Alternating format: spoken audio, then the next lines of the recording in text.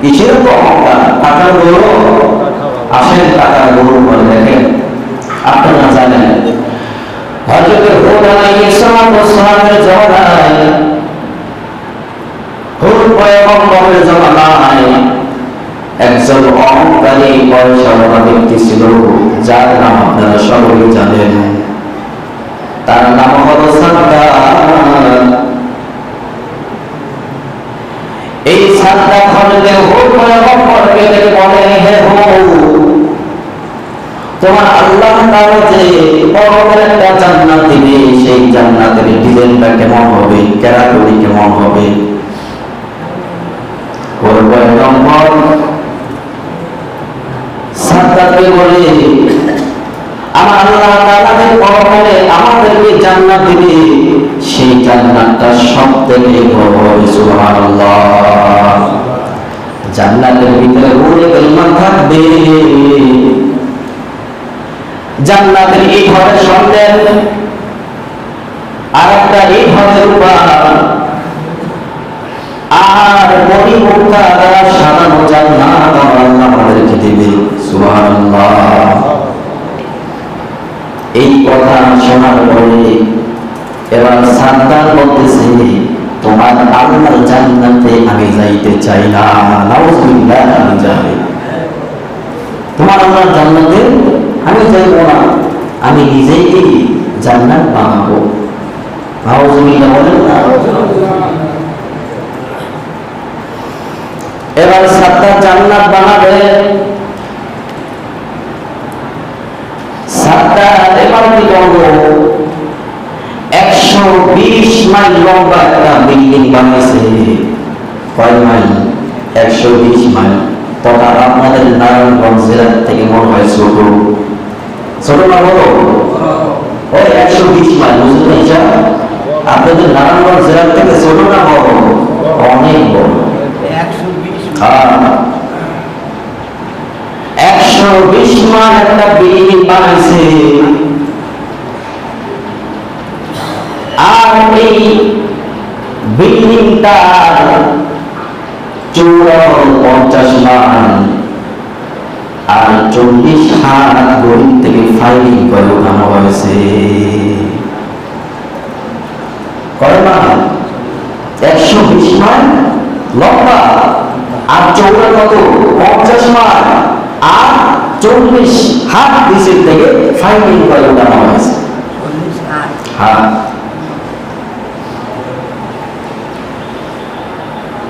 এবার সাদ্দাত জান্নাত বানাবে। হুদ আলাইহিস সালাম বলে, আর সাদ্দাত এবার জান্নাত বানানোর কাজ শুরু করে দিয়েছে।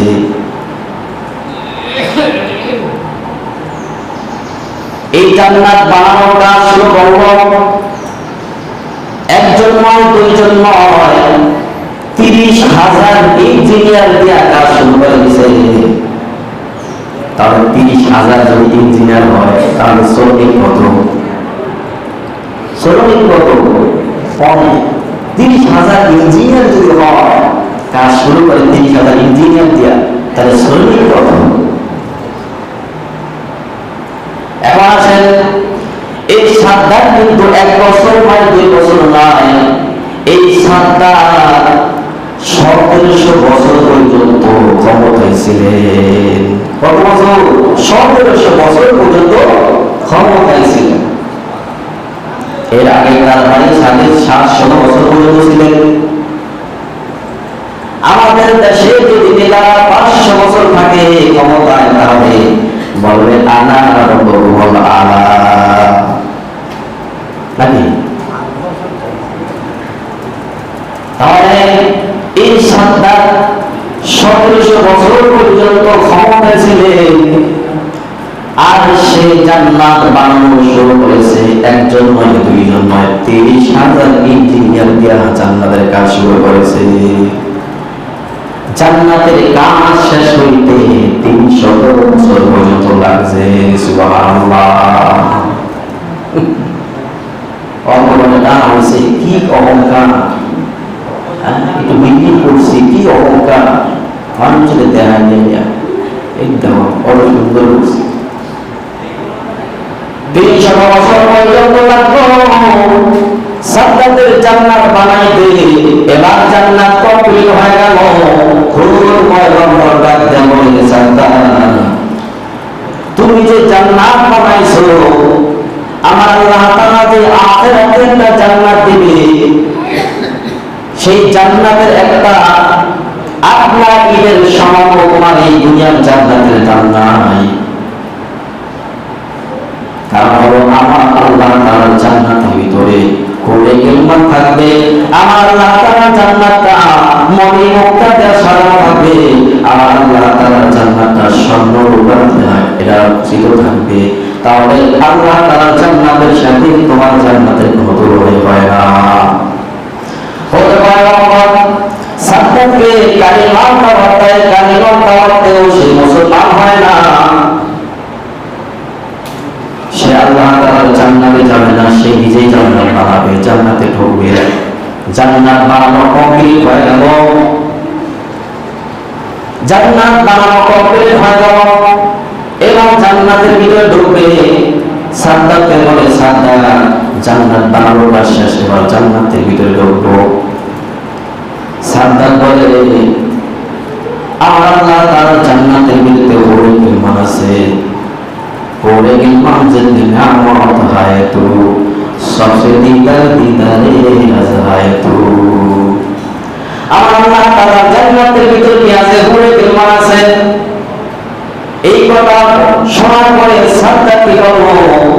দেশের ভিতরে সুন্দরী সুন্দরী ছোট ছোট মেয়েদেরকে বড় ইলম বানায়া ওর জান্নাতের ভিতরে ঢোকাই দিল। জোরে বলুন নাউজুবিল্লাহ।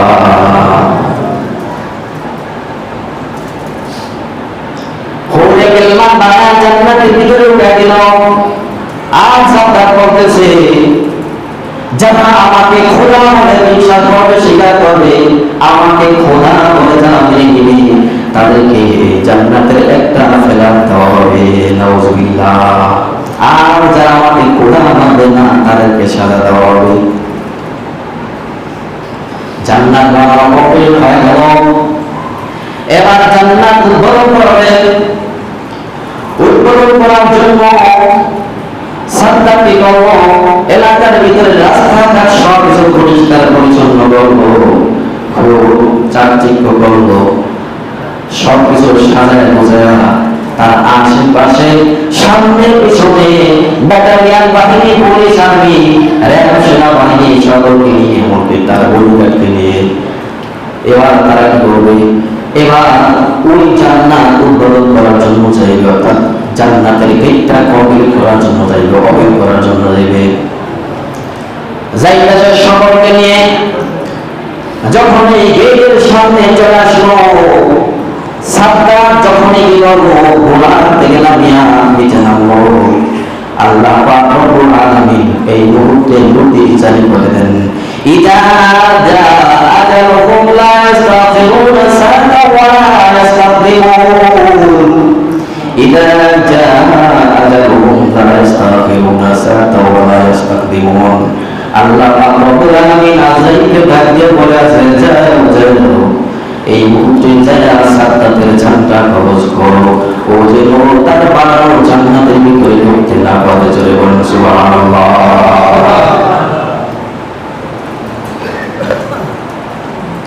ও যেন তার বানানো জান্নাতের ভিতরে ঢুকতে না পারে। আজরাইল আলাইহিস সালাতু ওয়াস সালাম সাধারণ একটা মানুষের স্বরূপে সিনার একটা জামা গায়ে দিয়া যায় সাদ্দাতকে সালাম দিয়েছে, আসসালামু আলাইকুম। সাদ্দাত বলে, ভিক্ষা দেওয়ার টাইম নাই, তাড়াতাড়ি ভাগো। এখান থেকে সব ভিক্ষা দেওয়ার টাইম নাই, যা। কিছুক্ষণ পর আবার বলতেছে, এই ভিক্ষু সাদ্দাত, তোমার সাথে আমার সাথে একটু পার্সোনাল কথা আছে, একটু শোনো। সাদ্দাত বলতেছে, তোমার সাথে এখন কথা বলার সময় আমার নাই, আমার জান্নাত উদ্বোধন করতে হবে। আবার কিছুক্ষণ পরে এই সাধারণ স্রোতের মানুষরা আবার ডাক দেওয়া বলে, সাদ্দাত শোনো,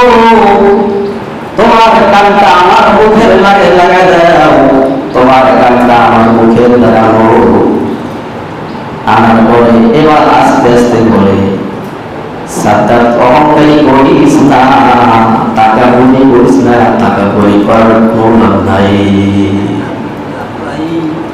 অহংকারিতে কোনো লাভ নাই। আমি মালাকুল মউত আজরাইল এই মুহূর্তে নবী চালু হয়ে গেছে, তোমাকে জান করো কবজ করার জন্য আল্লাহ পাঠিয়েছে। এই কথা শ্রবণ করার পর এবার আজরাইল এবার সাদ্দাত বলে, আজরাইল ভাই আমার এই জান্নাতটা তোমাকে দিয়ে দিব, আমার জান্নাতটা তোমাকে দিয়ে দিব। আর জানি 1700 বছর পর্যন্ত ক্ষমতা ছিলাম, রাজত্ব করেছি, এই রাজত্ব তোমাকে দিয়ে দিব। কিন্তু আমাকে একটু সময় দাও, এক মুহূর্ত সময় দাও, কয়েক সেকেন্ড সময় দাও, আমি আমার জান্নাতের গেট দিয়ে ঢুকে একটু জান্নাতটা দেখে আসি।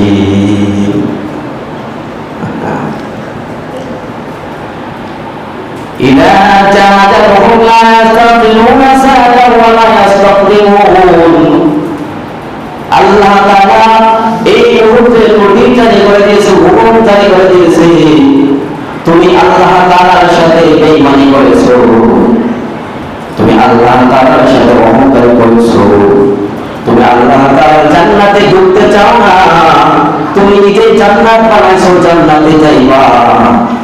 আর এই মুহূর্তে আমার আল্লাহ পাক আমাকে আদেশ করেছে তোমাকে জান কবজ করার জন্য। সুবহানাল্লাহ।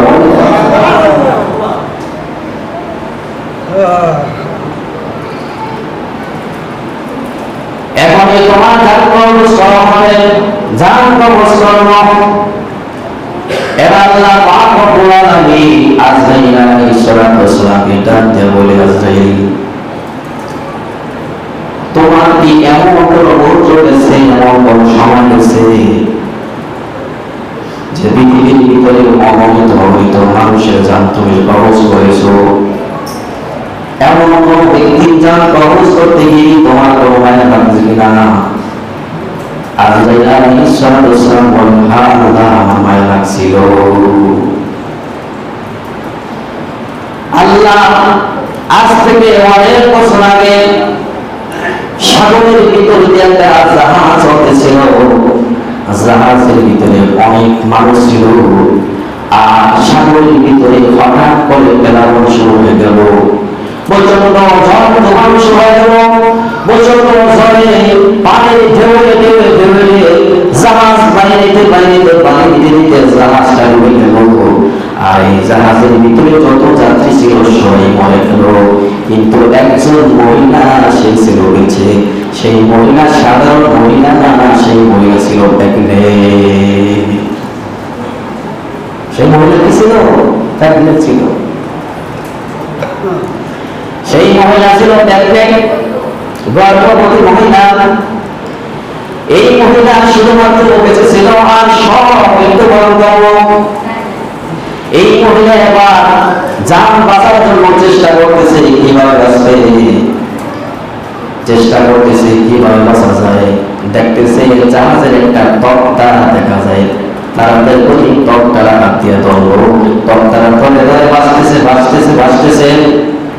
আর এই মহিলা প্রস্রাব বেদনা শুরু হয়ে গেছে। সেই সাগরের ভিতরে ডাক্তারও নাই, নার্সও নাই, যান্ত্রিক মহিলাও নাই, কি অবস্থা হবে? এই মুহূর্তে আমার নোটিশ জারি করে দেয়, আজরাইল যেন মহিলাকে দুনিয়া থেকে বিদায় করে দেব।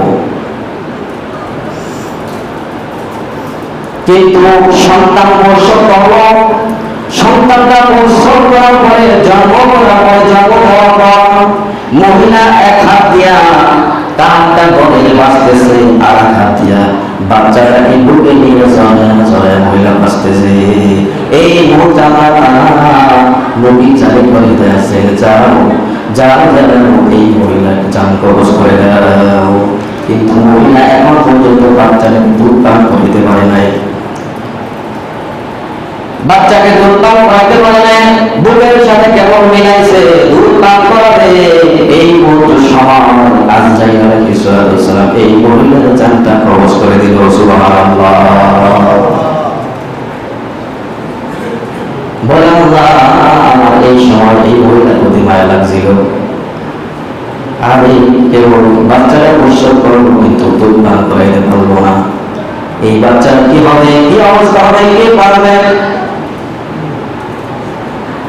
আল্লাহ পাক রব্বুল আলামিন এই বাচ্চাটাকে মারিয়া ফালাইয়া, এই বাচ্চাটাকে আল্লাহ পাক রব্বুল আলামিন কর্তার উপরে উঠায়া বাসায় বাসায় সাগরের কিনারে নিয়ে গেছে।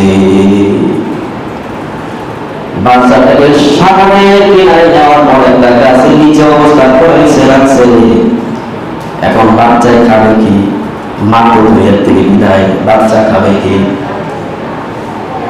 আল্লাহ পাক রব্বুল আলামিন এই বাচ্চাকে খাওয়ানোর জন্য, বাচ্চার সমস্যা না হয়, আল্লাহ পাক রব্বুল আলামিন পানিকে হুকুম করে দিলে পানি এই বাচ্চার জন্য সর্দি না হয়, কাশি না হয়। এই পানি কার হুকুমের গোলাম? আল্লাহর হুকুমে। কার হুকুমে পানি চলে? আল্লাহ। এই ভাবে বলেন, কার হুকুমে পানি চলে? কার গোলাম? আল্লাহর গোলাম। সৃষ্টি করছে পানি আল্লাহ, আল্লাহর হুকুমে চলতে হবে। আল্লাহ পাক রব্বুল আলামিন বলেন, এই পানি এই বাচ্চাটাকে বাসায় নিবি, কিন্তু বাচ্চার জন্য কোনো সর্দি কাশি না হয়। এই বাচ্চাটাকে বাসায় বাসায় বাসায় বাসায় সাগরের কিনারে নিয়ে একটা গাছের নিচে রাখলে এখন এই বাচ্চাটা খাবে কি? আল্লাহ পাক রব্বুল আলামিন দেখেন, এই দিকে একটা রয়্যাল বেঙ্গল টাইগার একটা ভাগ, এই ভাগের বাচ্চা ছিল। এই বাচ্চাগুলো আল্লাহ তাআলা মেরে দিল। এই রয়্যাল বেঙ্গল টাইগার একটু বাতাস খাওয়ার জন্য সাগরের পাড়ে এসে বসলো। আল্লাহ পাক রব্বুল আলামিন ওই বাচ্চাটাকে বাসায় বাসায় ওই বাচ্চাটাকে বাঁধের ওলাটা নিসানিয়া দুধ পান করাইতেছে। সুবহানাল্লাহ।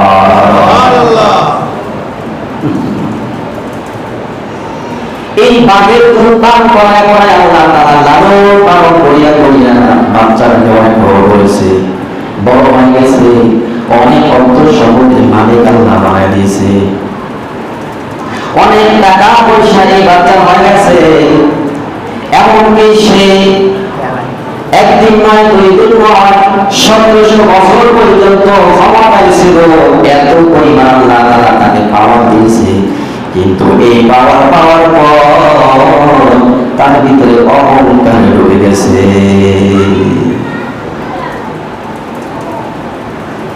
এবার আল্লাহ তাআলা আজরাইলকে ডাক দিয়ে বলে, আজরাইল তুমি তো কখন আসলে জানো না। আজরাইল বলেন, না আমি তো আসলে ঘটনা জানি না। তখন আল্লাহ তাআলা বলে, ঘটনা শুনো কি হয়েছে। আমি আল্লাহ তাআলার হুকুমে এই বাচ্চাটার মা ছিল সেই মহিলা। সুবহানাল্লাহ বলেন না। সেই মহিলাকে দুনিয়া থেকে বিদায় করার পরে আমি আল্লাহ তাআলা এই বাচ্চাটাকে মারি নাই। আমি আল্লাহ তাআলা এই বাচ্চাটাকে বাসায় বাসায় বাসায় বাসায় এখানে আনলাম। এই সাগরের কিনারে আনার পরে আমি আল্লাহ তাআলা তাকে বড় করলাম। আস্তে আস্তে টাকা পয়সা দিলাম, বড় হয়ে গেল। সে আজকে ক্ষমতাবান হয়ে গেল, তার ভিতরে অহংকার ঢুকে আসলো। এই জন্যই আমি আল্লাহ তাআলা জান্নাতে সে যাইতে চায় না, আমার হুকুম মানতে চায় না। আমি আল্লাহ পাক রব্বুল আলামিন এই কারণে তার এই অবস্থা করে দিলাম। এই জন্য এই থেকে আজকে কি বললাম, অহংকার করলে আল্লাহ তাআলা দুনিয়াতে মানুষকে ভালোবাসবে না, আর আখিরাতে ওদের জন্য জাহান্নাম থেকে সে মারা হবে। এই জন্য অহংকার যাদের ভিতরে থাকবে, দুনিয়ার আগে কি অহংকার, তোমার আমার কি পয়সা হয়েছে, কারণের দিকে তাকায় দেখো, হামানের ভিতরে তাকাও, ফেরাউনের ভিতরে তাকাও, সেই আবু জেহেলের দিকে তাকাও, সেই নমরুদের দিকে তাকাও। তোমার আমার তাদের সাথে তোমার আমার কি পয়সা হয়েছে, তোমার আমার কি ক্ষমতা আছে তাদের সামনে? কিছুই নাই, কিছুই নাই। এই জন্য অহংকার যদি করো, অহংকারের পরিণত কিন্তু খুব ভয়াবহ হয়ে দাঁড়াবে। এই জন্য অহংকার করা যাবে না। যত আমল করবো সকল আমল হইতে হবে অহংকার মুক্ত। একটু না সদা যদি আমল হয়, এই আমল আল্লাহ পাক কবুল করে দিবেন। আল্লাহ পাক রব্বুল আলামিন আমাদের সকলকে অহংকার